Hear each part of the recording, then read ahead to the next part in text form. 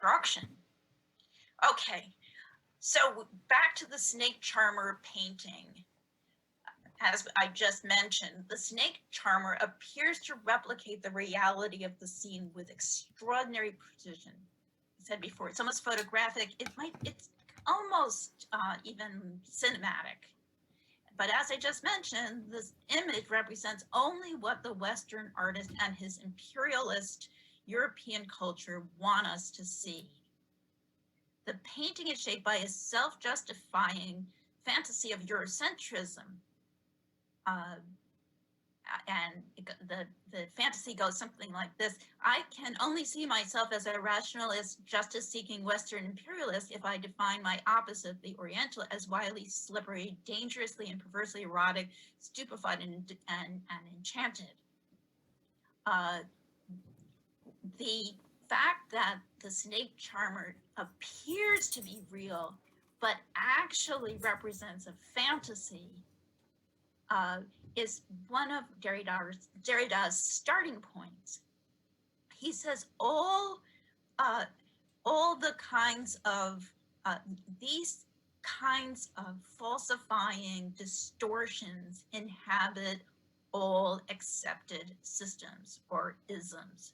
So all systems that make that suggest that reality is opposite or different from appearance, as we just saw with the snake charmer, it appears to be real, but it doesn't point to anything real.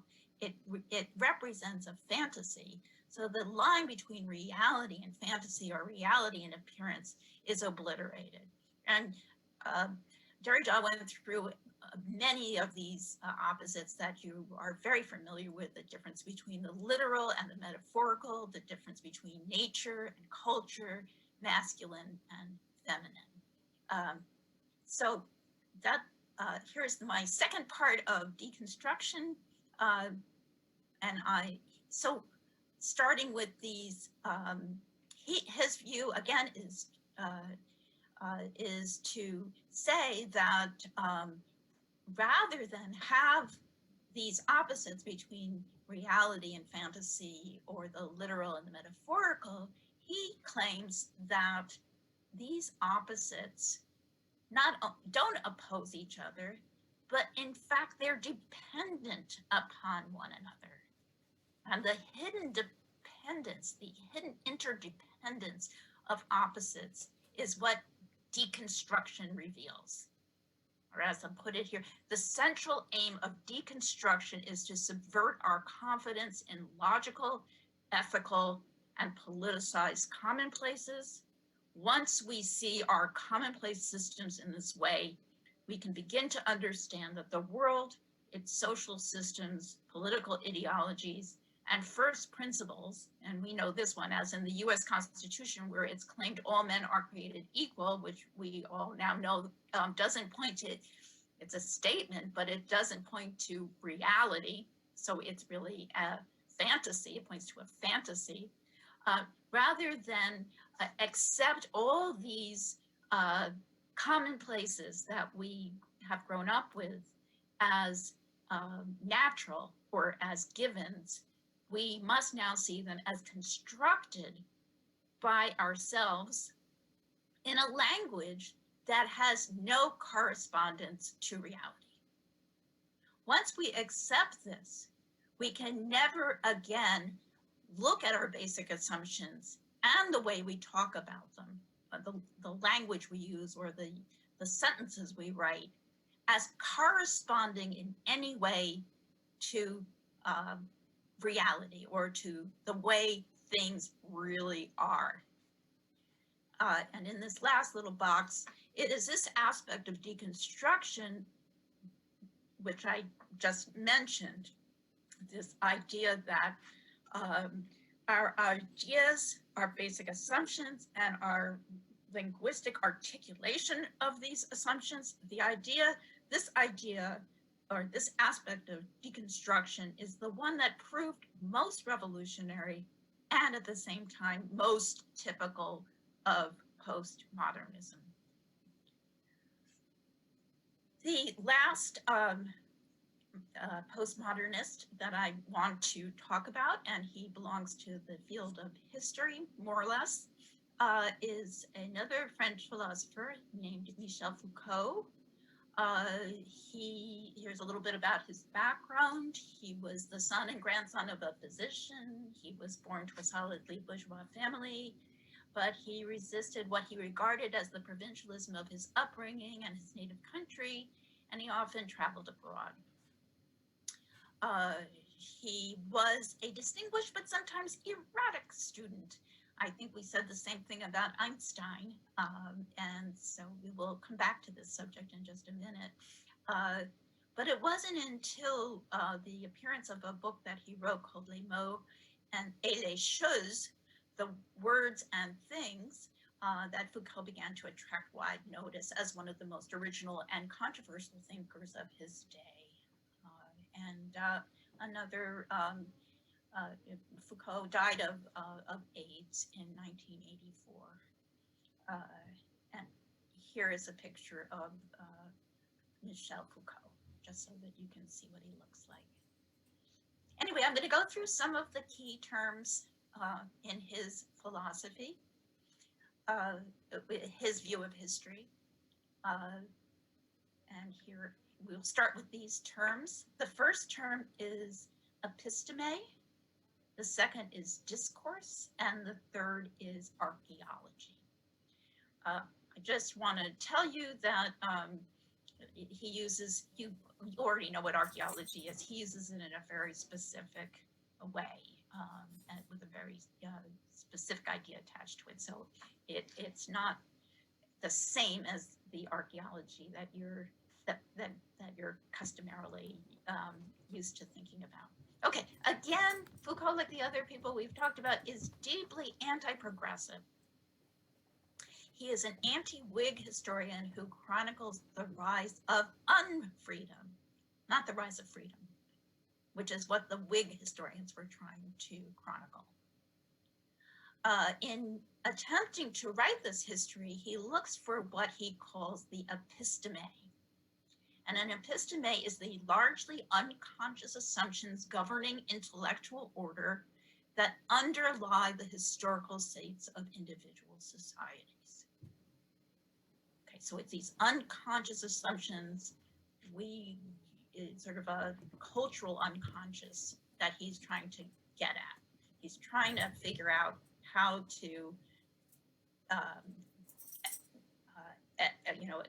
dig out these buried, largely unconscious assumptions.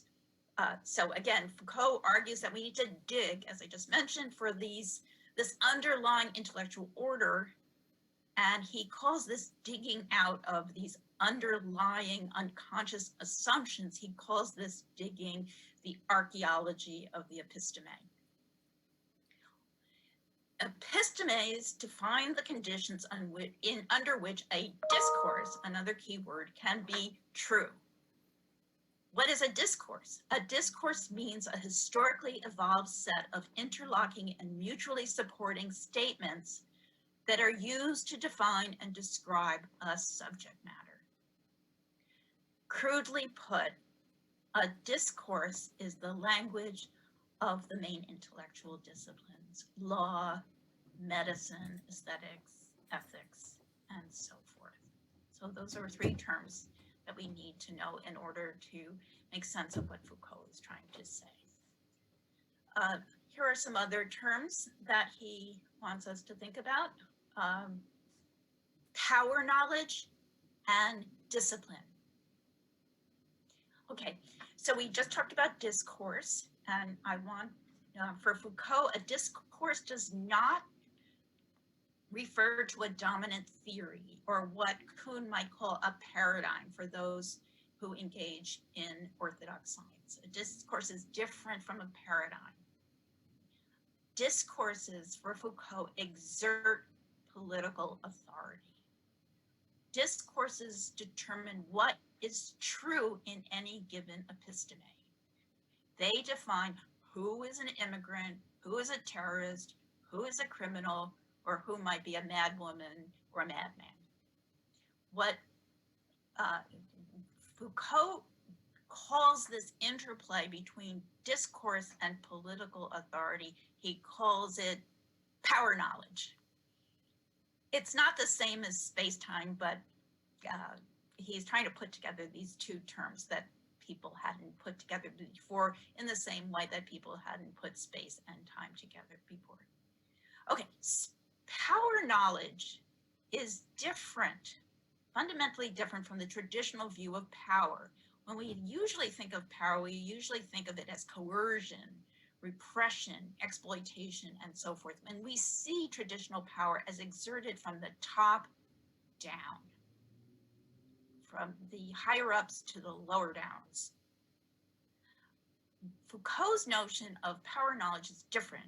For him, power knowledge is everywhere.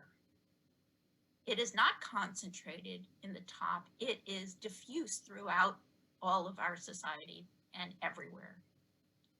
And it is not only coercive or repressive, it is also a discipline or discourse that we embrace and willingly try to practice on ourselves and others.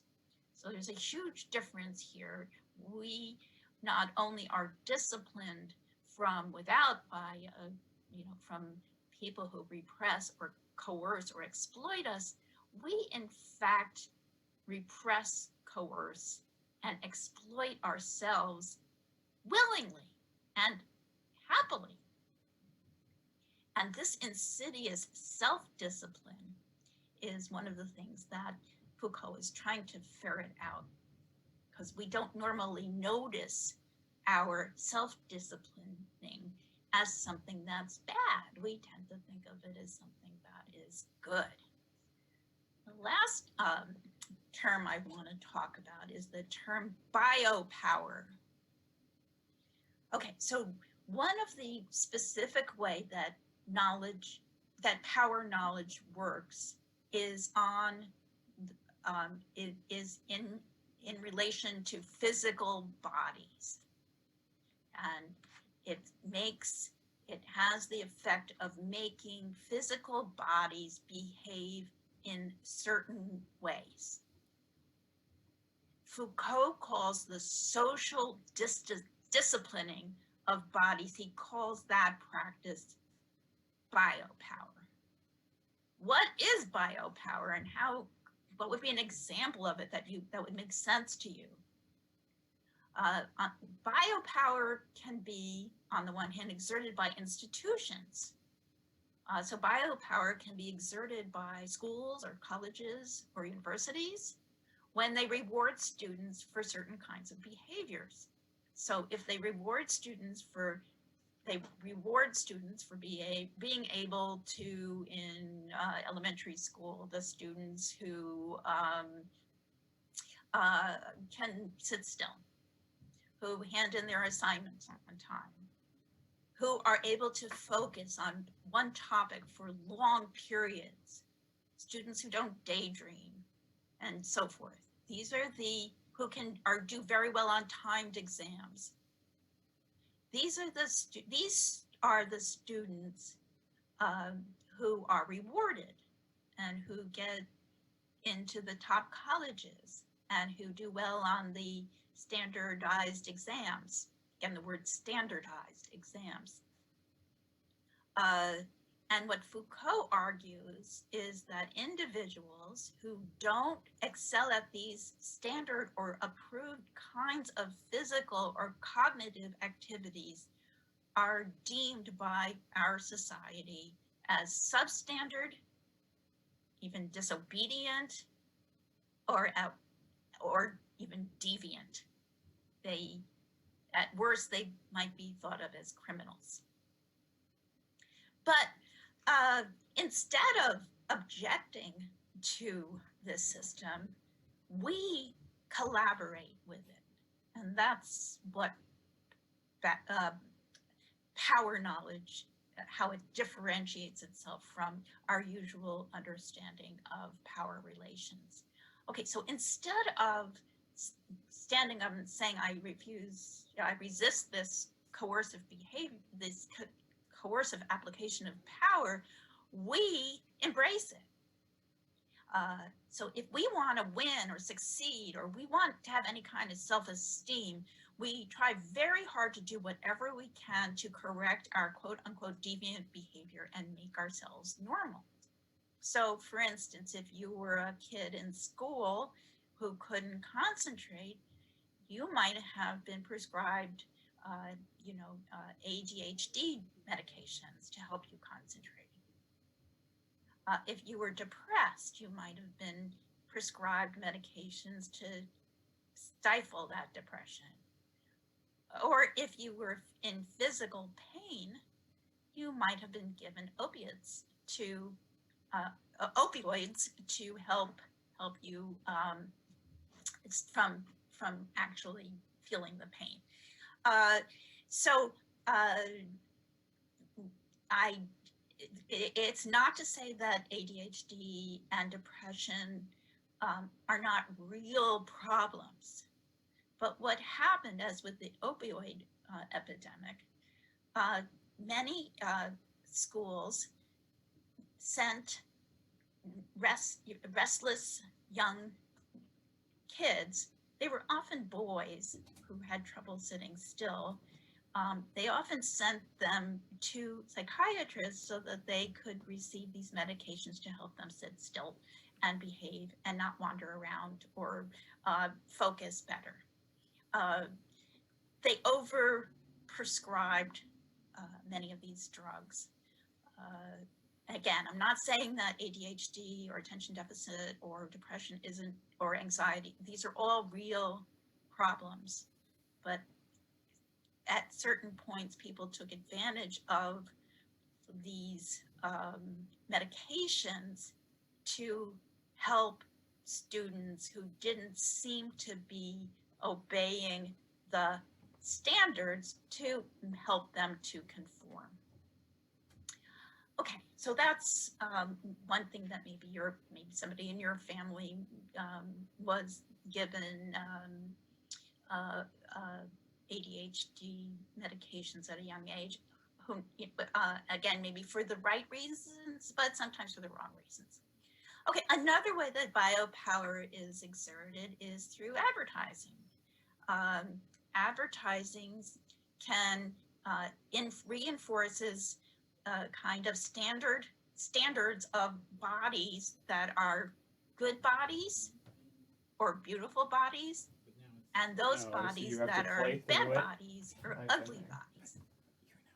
So people who have bad or ugly bodies may voluntarily, out of their own free will, seek out plastic surgery, for instance, or starve themselves so that they can eliminate their so-called defects and acquire good or beautiful bodies. When I was a young person in junior high school and high school, people thought that Jewish people had really big noses, and many of the girls I went to junior high or high school with had what was called a nose job, so that they could look less Jewish, because people thought that Jewish noses were ugly. And so in order to pass as less Jewish or pass as normal, a lot of young girls and high school, they had these nose jobs. I did not have one. Okay, so, and a bad body also could be, and this is something that Foucault's really interested in, is a bad body might also be a body that engages in and enjoys sexual practices that the courts define as illegal, and or that organized religion deems perverse. And one of these sexual practices is sodomy, which for many years was a crime in many states in our country.